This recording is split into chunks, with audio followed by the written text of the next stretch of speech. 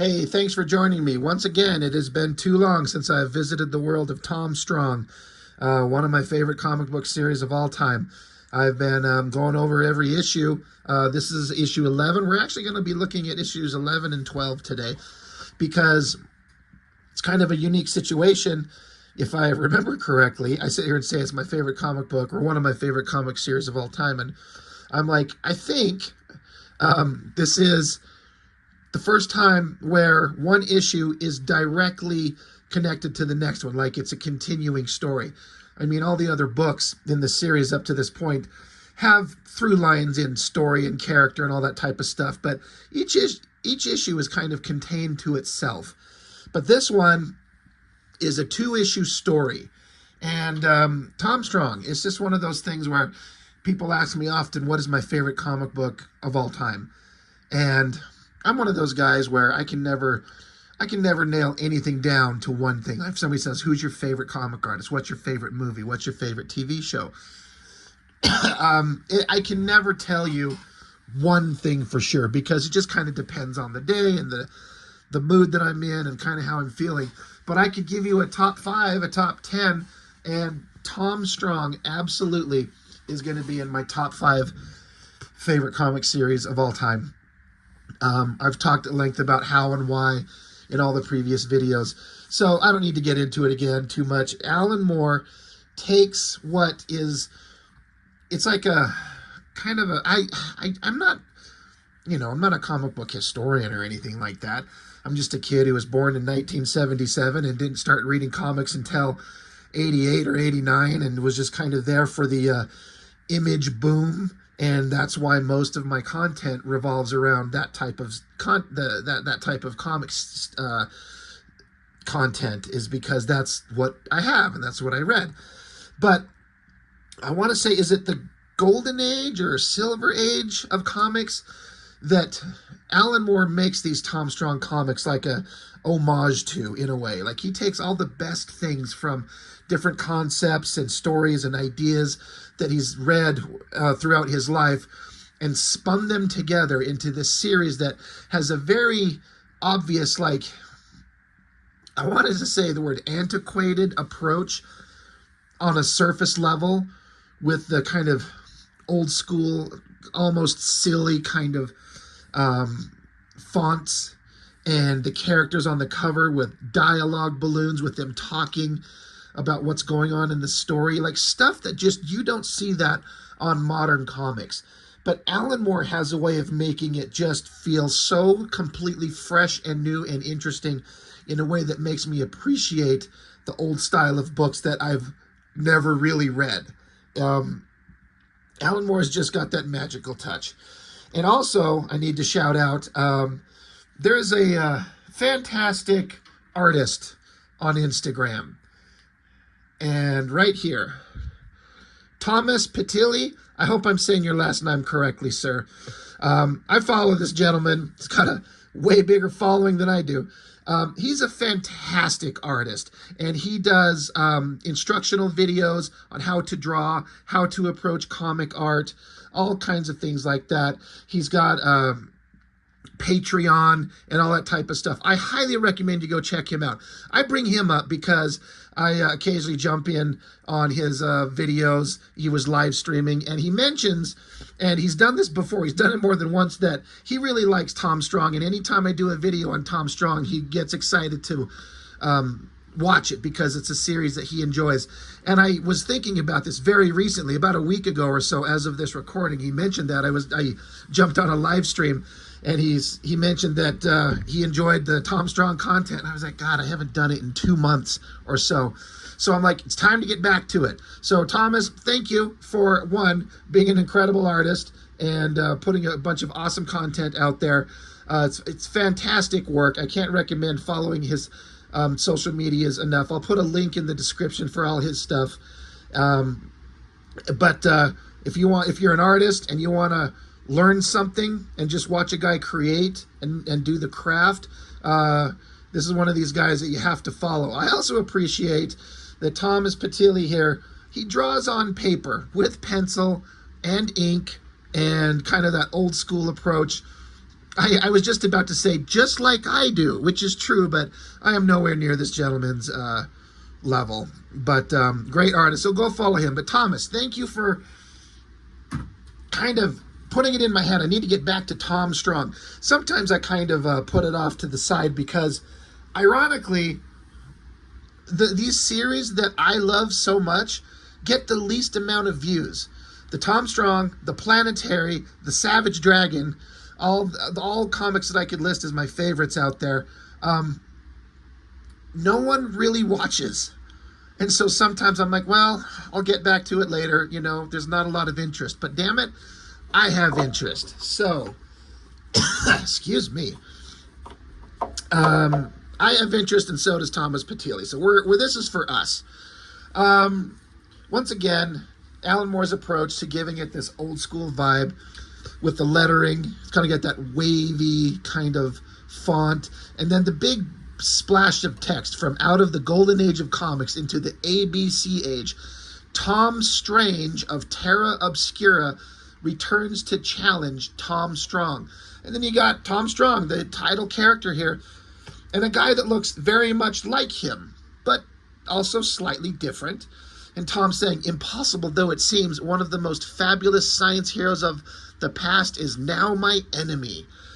Again, it's such old school, silly kind of approach, but I've just learned to appreciate there's this charm about it that I love. And I'm fairly certain that Tom Strange has never been mentioned before in the comics, so this is the first introduction. But it's almost as if it's to imply that the character has existed in comics before, even though we've never seen it. So, as always, when I was reading these the first time, I didn't know what to expect. Every issue has something different. Sometimes there's like 3 different stories drawn by 3 different artists inside the comics. And then other times, it's one story, one artist, which is what we get here. Chris Sprouse. I mention him every time. I was aware of him on like a surface level when these were coming out, because these are from like 2000. Like, I believe this is printed in January of 2001 to give you an idea of how old this comic is. It's funny to think of how it's old, like 25 years old, but it still feels new and fresh. It's timeless.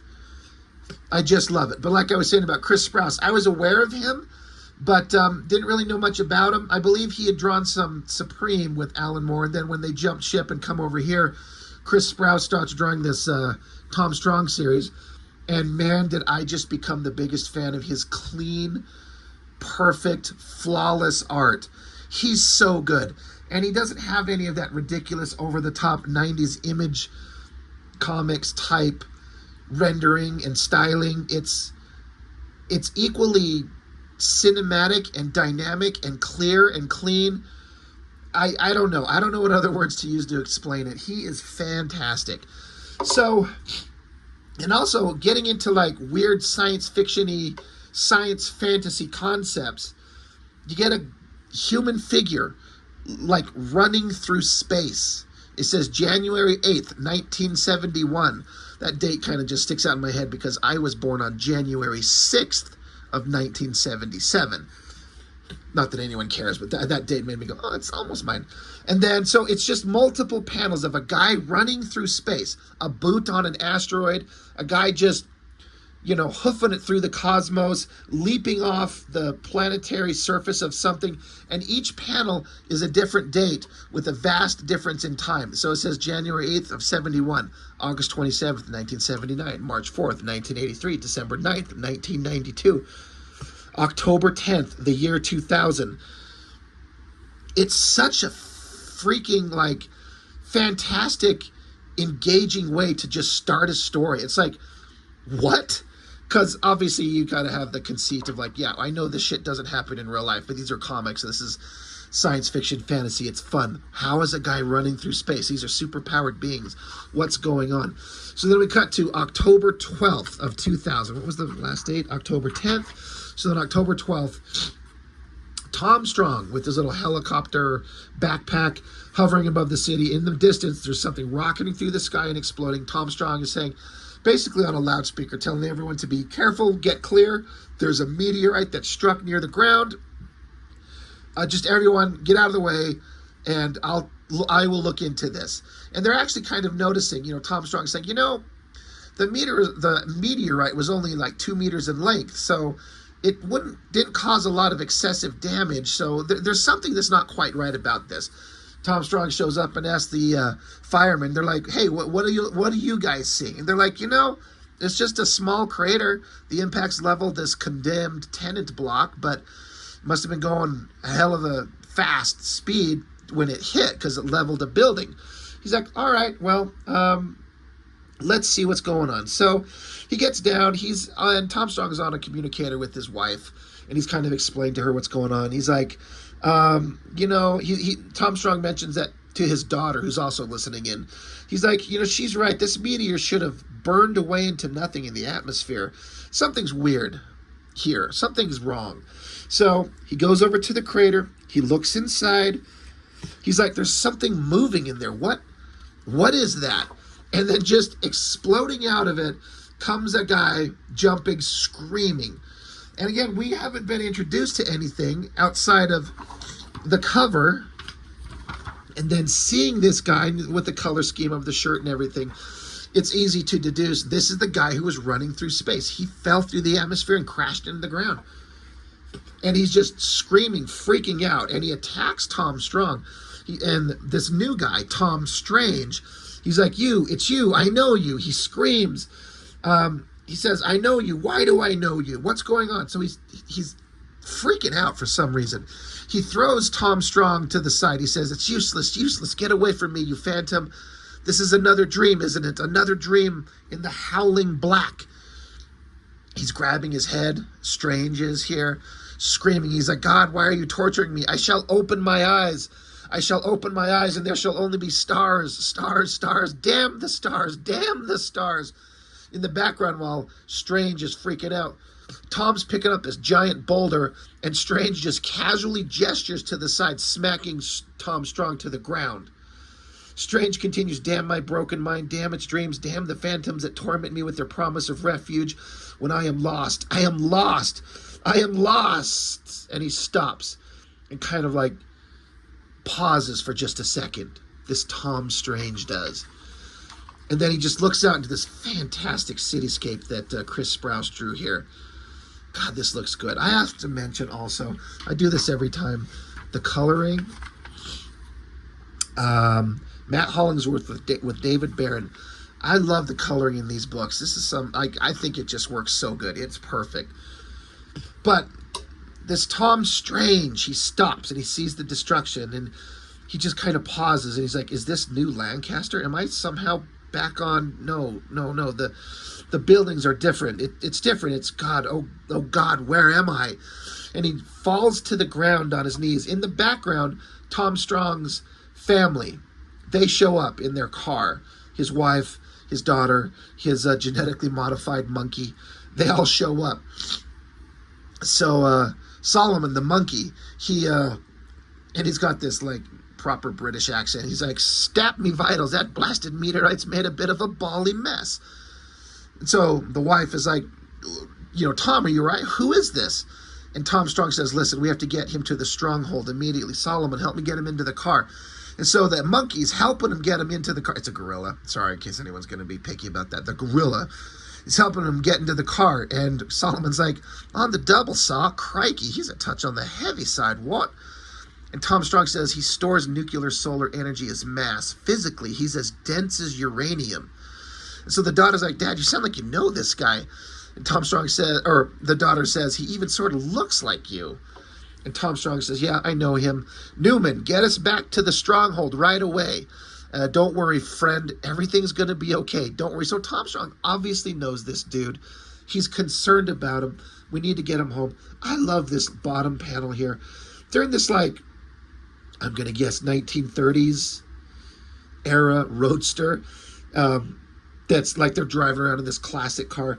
You got all the characters in it and the daughter hanging off the side. No text needed. It's just zipping through the city. They got to get them back to their giant skyscraper headquarters. It's just everything about the storytelling in this is just perfect. And I have to say, through this issue and the next one, I mention this often, how Alan Moore, as a writer, is able to condense so much content into so few pages, and yet somehow it doesn't feel rushed, like we're skipping over things. He knows just the exact perfect amount of storytelling and dialogue needed to give you everything that you need, and also make you wonder and think about other things that are going on in the world that these characters inhabit.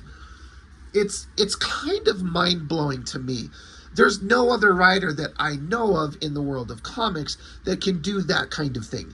A lot of creators want to have decompressed storytelling, where they would take the story and spread it out over 4, 5, 6, 10, 20 issues. And Alan Moore's like, oh, I'm going to put it in one book, crikey. Oh, I actually wrote a long script, so I'm actually going to put it in 2 for once. You know, he just can put so much into a book with so little. I'm just blown away by it. I don't have the words to explain it better than that. And you'll see by the time we get to the end, when you think about how much story we've covered in just 2 issues. So anyway, they get back to the stronghold, and Tom's wife, she's like, did you call him Tom Strange? And Strong, he's like, yeah, that's right. You never met him, but you've heard me mention him. I've encountered him in the 1960s when I visited Terra Obscura.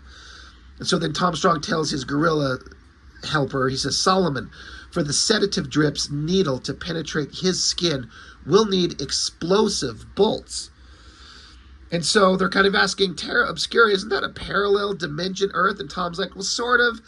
It's like a parallel dimension, except it exists in our own galaxy. It's not like another dimension. It just is here, but it's just very similar to ours. So then, you know, Tom Strong is like, now, but as for how he got here, so he tries to ask Tom Strange. He says, Tom, can you hear me? How long has it been since you slept?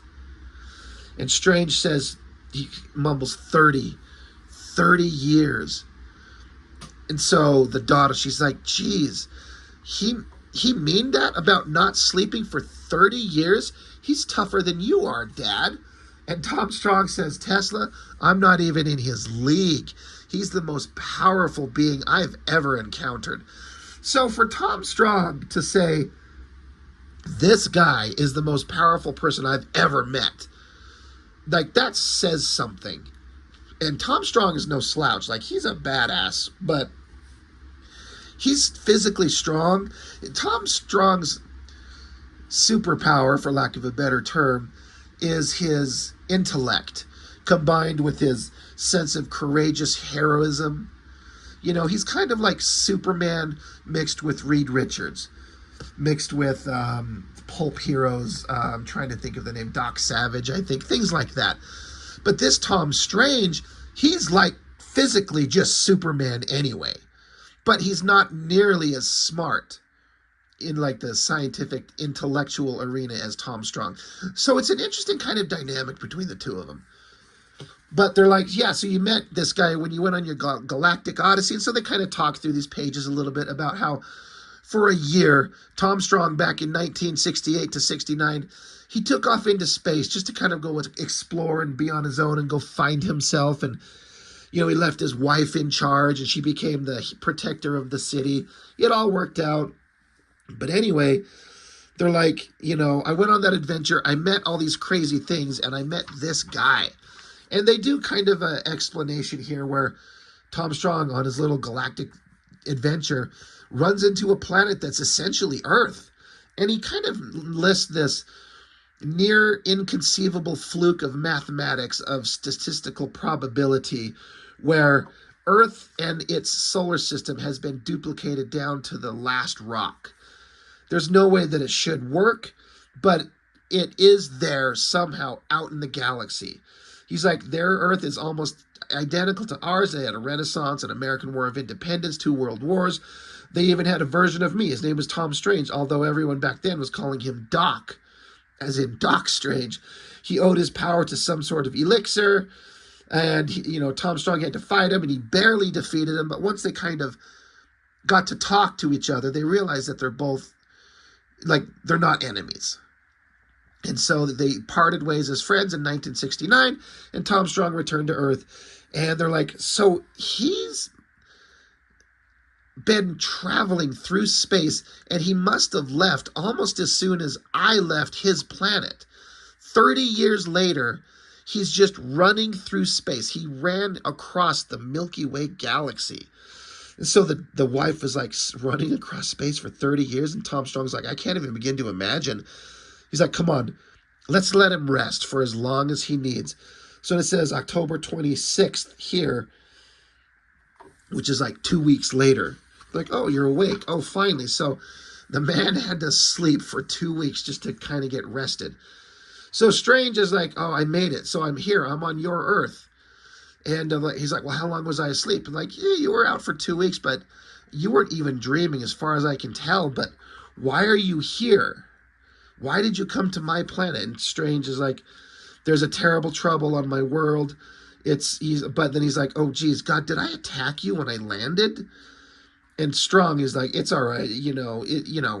Don't worry about it.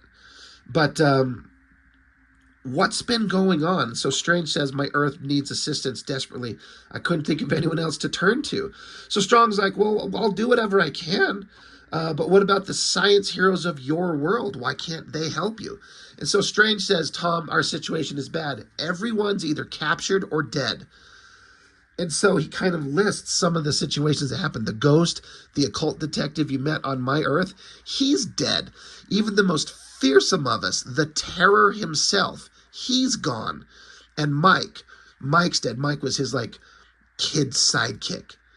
So he's basically saying that there were some powerful superheroes on his planet, and whatever happened, they're all dead. They're all gone.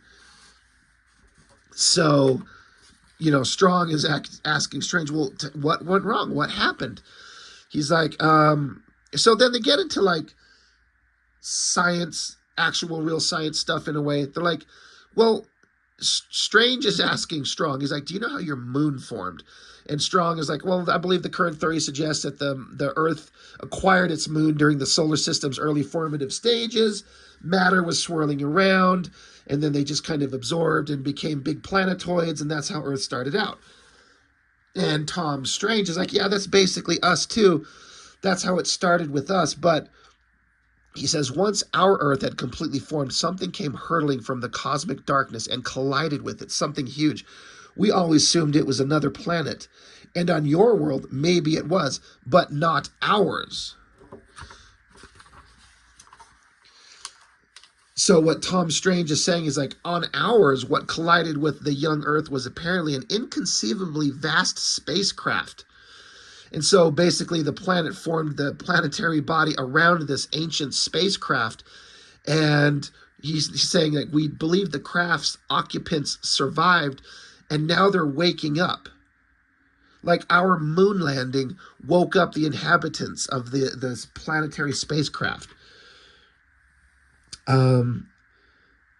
Yeah, and so I'm just kind of trying to get through this thing because we don't want to go too long here. But basically, the inside of his planet is occupied by some kind of spacecraft, and now the machinery is popping up out of the planet, and it started attacking people. Tom Strange is saying it acted like the human race wasn't even there. It went straight to the South Pole and seemed to commence some kind of mining operation. Obviously, we scheduled an emergency summit of SMASH, the Society of Major American Science Heroes, which I think is a great acronym for superheroes. They said we headed to the Antarctic to handle the menace. We called in everybody, even reserve members like the Ape and Lance Lewis. They said this robotic thing attacking our planet didn't even bother defending itself. It just produced these robotic antibodies to deal with us. One of them had sealed the woman in red inside some sort of force bubble. It crushed us as though we were nothing. The Terror himself, I saw the Terror go under. He wouldn't let anything take him alive. And the Terror they were listing is this is the most powerful version of a superhuman on their planet, and he was just wiped away. And so Tom Strange is basically my whole planet, everybody, they must be dead. It's been 30 years ago. I've been traveling through space for 30 years. And like everyone must be dead. Like he didn't know what else to do. He just ran into space to find help. 30 years later, like what's left of his home. So Tom Strong says, look, we don't know that for certain. I will help you return to your Earth and we'll find out for ourselves. We'll take my hyper saucer. We can get it ready for space in a day or so. And then I love vehicles. You know, I love Starship Enterprise and the Millennium Falcon and Kit from Knight Rider and shit like that. I've always loved vehicles. And so rarely does an artist know how to draw them in a comic where it looks like this believable machine in proper perspective with all this great detail. And goddamn does Chris Sprouse know how to do it. He knows how to do technology and machines. This stuff looks so good. And I love that there's no text boxes saying anything. We don't need it covered in text to just look at it and go, they said they're going to take their flying saucer, we're going to get it ready, and they are prepping it. One panel tells you everything you need. So Tom is basically saying goodbye to his wife and his daughter. He's like, look, I'll try not to be gone long. I'll be back as soon as I can. Love you. Be careful. I'll see you soon. So they take off, and there's a little callback to, I think, issue 2 of Tom Strong, because Tom Strange says, this one's different from the last one you had when we met before. And Tom Strong says, yeah, I loaned that one to someone else, and they never returned it. That was the that was issue 2 where there was this guy who transferred his mind into these little machines that kept self-replicating and taking over the city. And then Tom Strong gave him his hyper saucer and let the guy fly it off to like Mars and grow infinitely there, not on Earth. Anyway, they just kind of explain why it's different. But anyway, the ship launches. A great shot of the saucer just lifting into the air. You got the vertical takeoff engines on the bottom there. You got the main engine at the back. It looks so great. He lifts off, and they zip off into space, getting escape velocity. Boom. We're off into a space adventure. And Tom Strange he mentions in several ways here that he's just kind of impressed with the technology, kind of acknowledging that Tom Strong is the brainy science guy. And just kind of a silly thing, but Tom Strong says, hey, by the way, we've got some days to kill. I brought some comic books for us to read. And Tom Strange is like, comic books? Aren't you a little old for that? But he's like, it's a comic book of Tom Strange himself. And he's like, yeah, I got these from a comic dealer. They all date from the 40s. I had no idea they existed until recently. And so they're like, well, how can there be comic books about me from decades ago when I don't even live on this planet? And they talk about this phenomenon in physics called ghost particle, that placing a particle on one focal point causes a ghost of it to appear on another. If that's true on a microcosmic level of particles, maybe it could happen on a macrocosmic level of planets. Big sciencey bullshit stuff. And so Tom Strange is like, God, that's a lot of information. Explaining that to me will take several days, which is what they do. Eventually, days later, they're approaching Tom Strange's planet. And so they do this interesting thing where like, hey, we're approaching your solar system, so let's go outside of the ship into the front rail outside and watch the approach from outside. And it's really a fascinating kind of like adventurous, fun idea. I really think it's kind of neat. And so they're out there, they're watching, they're seeing how all the planets go zipping by them, and they're passing Jupiter, they're passing Mars. As they get close to the moon, they look out and see something like shocks them, and contained in bubbles of energy. And they actually say that all of these characters, these are the superheroes and villains, all the superpowered beings from Tom Strange's world, they're locked into like a repeating gesture, like they're repeating the same movements over and over, just repeating. He says they're repeating the same actions over and over again, like some awful tape loop. What's going on? And Tom Strong is like, I don't know, but they're alive. Let's go to your Earth and see what's going on. So they're approaching his Earth, and as they approach it, they notice at the South Pole, they kind of point and look, and sticking up out of the atmosphere is some giant mechanical machine. For something to be mounted on the ground and sticking up through the atmosphere, visible from space, this thing has to be unbelievably massive. They're like, is that its head? Tom Strange is like, I told you it was big. Let's take the saucer down. Let's see what we can see. And Tom Strong says to Strange, he's like, you've got enhanced vision. Do you see anything? He's like, yeah, I see there's drone robots working around. They're building an engine. The craft, the planet-sized craft it crashed in a millennia ago, it's replacing it. It's replacing it with my planet. So basically, this alien machine is building a massive engine onto the planet. So, crazy, fun, science adventure comic stuff. How much content did we cover, in just this one issue? Fascinating stuff to me. So on to the next one. Again, like I was saying, typically Alan Moore's stories in these books don't, extend into a second issue typically. But this one definitely kind of requires it. So we see the characters that are trapped in the bubbles. They're trying to free them. I have to say, Chris Sprouse's ability to design these guns, like look at those weapons in their hands. Future sci-fi silly, but also look believable.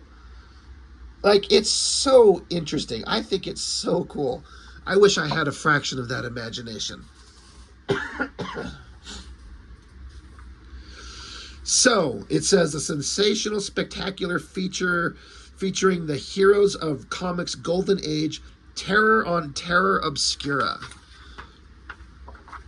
So basically, Tom, Strong, and Strange, they're looking down, they're approaching the planet, they see this giant engine, they're like, what is it doing? How can we, they're trying to convert the planet into an engine to blast off and go elsewhere.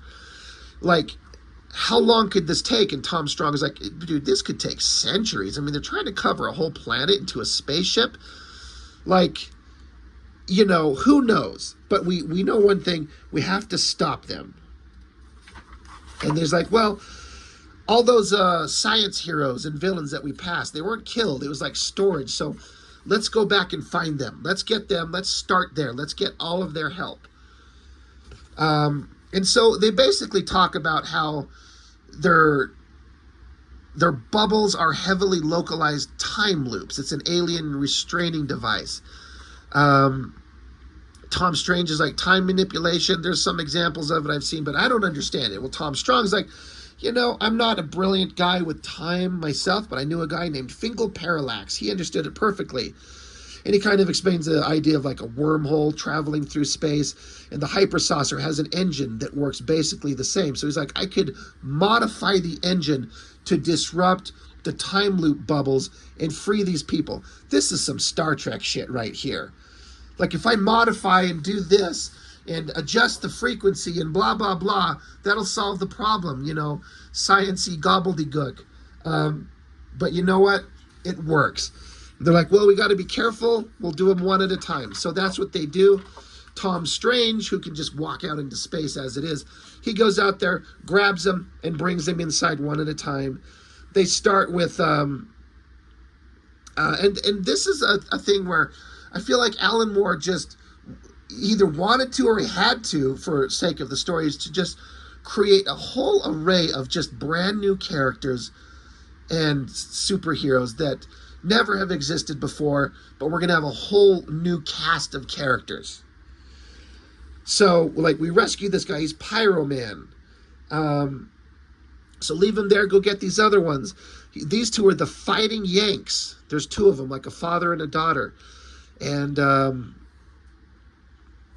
let's see, Captain Future, like they mention guys, like they're Tom Strong's talking to the guys that have already been rescued, like, you knew Captain Future? Yeah, I knew him before he left out in space. And Tom Strange is bringing other characters. He's like, the Fighting Yanks 1 and 2, these guys need defrosting. Hey, Pyro Man, take care of it. You can create heat, like, help these guys.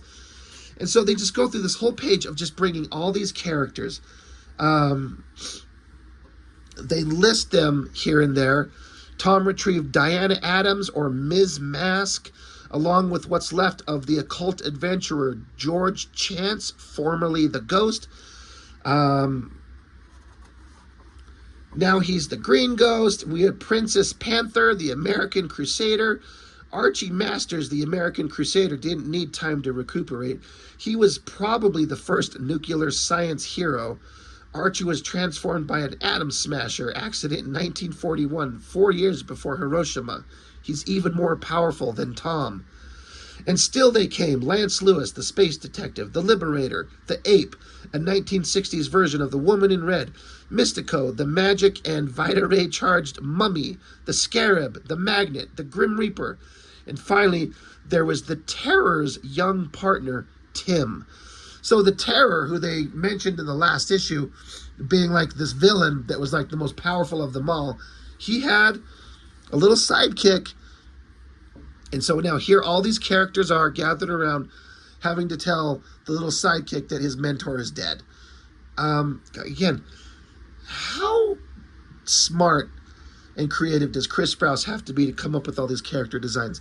I imagine very much that Alan Moore could have provided, as we hear through interviews, extremely detailed kind of notes on this character. This is his name. This is his costume. This is what he looks like. So I wonder if that's the case. If Alan Moore provided this intense or, dense kind of description of every character for Chris Sprouse to develop their visuals from. Either way, it's like there's this whole slew of characters here that get to have adventures. Well, anyway, they keep chatting and they're like, well, your former, I want to say master, but that's not the way to put it, your mentor, basically the kid says that his former mentor had like a ultimate weapon. If something bad, ever horrible happened to him, he says, the kid says that he told me I should activate Project Omega. He's like, well, what is it? Where is it? He's like, well, it's in a private laboratory in Vertica City. It's a secret address. And they're like, well, what do we do? And so the Toms, Strong and Strange, are like, the Terror's project may not help at all, but on the other hand, he was a genius. Who knows what he had planned? It's probably something frightening, but we should go look. I mean, what else are we going to do? So they all zip, some of them go out into space, traveling, by themselves. The rest of them are in the ship, and they're coming down to the planet.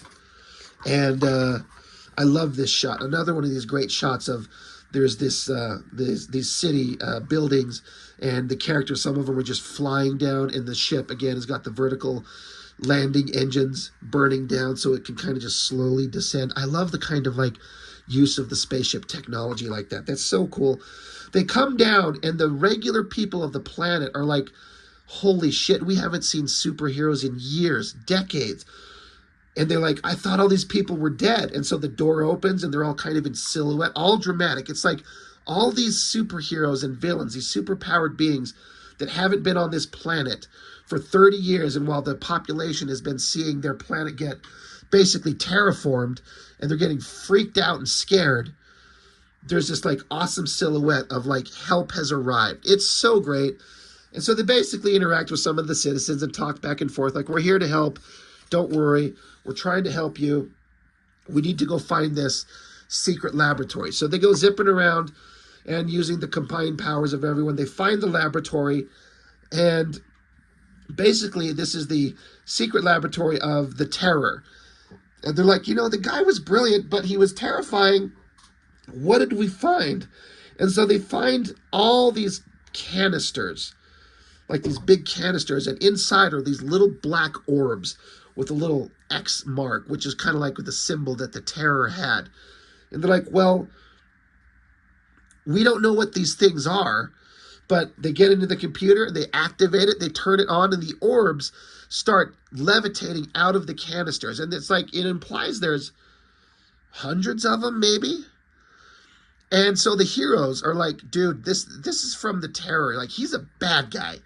This is probably bad. We need to like stop these before they get out and going crazy. because this is from a villain. And Tom Strange is like, dude, we came to find this. We have no other options. So we have to see what this is. So, the one hero here is like, this is a bad idea. We don't know what's going on. We have to stop this thing. It could be a doomsday device. But all the little floating orbs, they form a crisscross lattice of laser beams, basically creating like a hologram. Excuse me. An awesome shot right there. The little floating spheres create like a holographic representation of the Terror himself. And he says, welcome, subscribers, to the Terror 2000 program. Your city is now fully protected by day and especially by night. And he says, hello, Tim. I'm dead then? And so the little Tim sidekick says, Bob, is that you? And the Terror says, yes, well, that's rather the question, isn't it? It feels like me. I reduced my personality to a computer program which guides these skeletrons. 2000 AD already? Huh. How did I die? And so they say, well, an alien invaded in 1969. The team intervened and you were a fatality. The alien's currently at the South Pole converting our planet into a spacecraft. I got Tom Strong here from his duplicate Earth to help. We've freed the other world's heroes. Now all we need is you. And so the Terror's like, I see. How can I refuse? And so the Terror says, simply return the spheres to their canisters and take them with you. He says, incidentally, Archie, so the hero over here who is saying we shouldn't do this, because he says the Terror was a psychopath. So the Terror, now that he's formed, he says, incidentally, Archie, old buddy, this lab's wired for sound, which my program can't access. Psychopath? That's a little harsh, don't you think? And so the hero, he's like, I didn't know you were alive. And so the Terror gets right in his face and he says, I'm not. You currently are. The next time you venture your medical opinions, masters, you might care to consider which of us has the least to lose. All right, I'm done. If you'll all stand clear, I'll return my satellites to their containers. So the little spheres go back into a container, and they're like, holy shit. Whatever this Terror is or what he's become, what other option do we have? Let's go. Let's get out of here. Let's go stop this alien thing. And so here's another great shot. I gotta say, I keep stopping and talking about the awesome drawings on the technology, but the backgrounds and the coloring, like, I would never think in a million years to draw clouds like this in a black, just a straight black kind of representation, and then have the coloring imply the sun's just barely still going down in the distance. But it absolutely works perfectly. I love it so much. It's such fantastic illustration. So good. Anyway, the team, they're all together, and they're like, well, what do you think we can do with this Terror thing? Like, now that we got these little orbs, what are we going to do? And so they basically form a plan of attack. Like, some people need to go distract. We need to knock out the little robotic drones. We need to release the Terror into the machine itself and just kind of see what's happening. We'll just see what happens. Like, this is kind of a Hail Mary, but what else can we do? They're like, all right, not everyone's kind of sure, but they don't have any other plans. They're like, all right. So they break up into teams and they separate. They land, the saucer takes off, and all the heroes get down there. The powerful heroes, the Pyro, that's it, the Pyromaniac, was that his name? And the American Crusader, they unload like a electromagnetic pulse to stop all the drone machines outside. So like, all right, so everyone distract the machines, start tearing it apart so we can get the Terror inside the machine. And then they all look up, and the giant machine itself starts it looks like it's walking towards them and points its giant gun down. And they're like, holy shit. Everyone get out of the way. Boom, it unloads, blasts. And here, excuse me, there's the father-daughter team of the Fighting Yanks, and the father protects the daughter, and he ends up vaporized and dead. The daughter's like freaking out. Oh my God. But The saucer comes flying along. Tom Strong is hanging outside of it, upside down with magnetic boots on it. And Tom Strong opens up the container that has the Terror, the little spheres, lets them go, and then it's able to easily find its way inside the machine, and it forms the Terror himself. And he's like, I'm in, and I think I found its brain or the equivalent just a couple miles into it. Give me a few seconds to read it, and then I'll attempt to modify its behavior. Hopefully, I'll see you all soon. And so the team is kind of gathering themselves, and they're like, holy shit, the ground's vibrating. What's going on? And the giant robotic machine is lifting off. It has boosters on its feet. It's launching itself into the space. It's taking off. It's leaving. And so Tom Strong, he's like, it's incredible. If he leads it out of your solar system, he can direct it to find an uninhabited planet to use as a new ship. That's what I'd do anyway. And so the giant alien machine's taken off into space because the Terror did what he said he would do. And then so Tom Strange, he's laughing. He's like, what's that, duplicate Earth humor? He's like, you don't really know the Terror that well, do you? Because Tom Strong implies, well, you could just fly him to another planet and let him just go about his own business. And they're like, yeah, you don't know the Terror, do you? And so they say later on, they're having a funeral for the fighting Yank who died. And they're saying here, says the Terror's skull spheres streamed back into Earth's atmosphere after a few hours. He'd flown the invader into the sun. So the Terror just flew it into the sun to kill it. He's like, I'm not fucking with this thing. It tried to kill us all, and not doing like the good, nice thing that Tom Strong would do, flew it into the sun. So they have a funeral for those who fell. They say their goodbyes. They shake their hands, and Tom Strong gets in his hyper saucer, and he says it's going to take him a couple of days to get home, but that's okay. He's got plenty to read. He's got a pile of America's best comics to read on his journey home. And America's best comics is exactly what these comics are. So, what a insanely fun, silly, adventurous little 2 issues of Tom Strong. They're so fun. Chris Sprouse is one of the best artists in the history of ever. Alan Moore, what more can be said about him? I feel like I have to say this every time because anytime someone reaches the levels that he has, everyone's got some kind of opinion, like he's overrated, he's a weirdo, he's a weird occultist, he's this, he's that. I'm like, who fucking cares about, I don't care about the personal opinions and interests of the human being. Like, he can be who he is and what he wants. All I'm talking about is the brilliant writing that he does. And I'm just like, if you don't see the brilliant writing going on here, then we just have vastly different tastes. I don't know what else to say. I think somebody who doesn't know any better might read these and go, it's not that complicated. It's just a guy who ran through space, got help, they go back, they get a bunch of superheroes, and they beat up a monster. Like, how complicated is that? But it's all in the execution. It's all in the dialogue and how it progresses. And you can't really experience that unless you actually read it word for word. And also have something else to compare it to.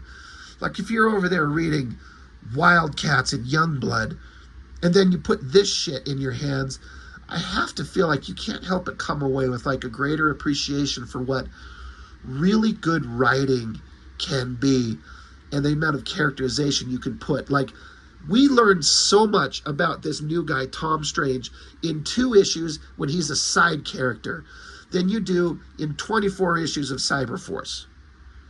You know, for example, I'm not trying to dog on the Image books. I mean, I spend my entire channel talking about them and how much fun they gave me and joy when I was a kid. But when you reread them when you get older, it's like, it's not quite the same. Like, I appreciate them for what they were, but when you get something like this, that's just, it's like a good hearty meal. You're like, oh, I'm satisfied. I got everything I needed out of this. It's so fun. I can't wait to read more. And they go up to, we're at issues, this is 11 and 12. I think it goes up to like issue 25 or something like that. We'll see. We'll get there eventually. But again, it took me way too long in between issues, 2 months or so. So that's why I did 2.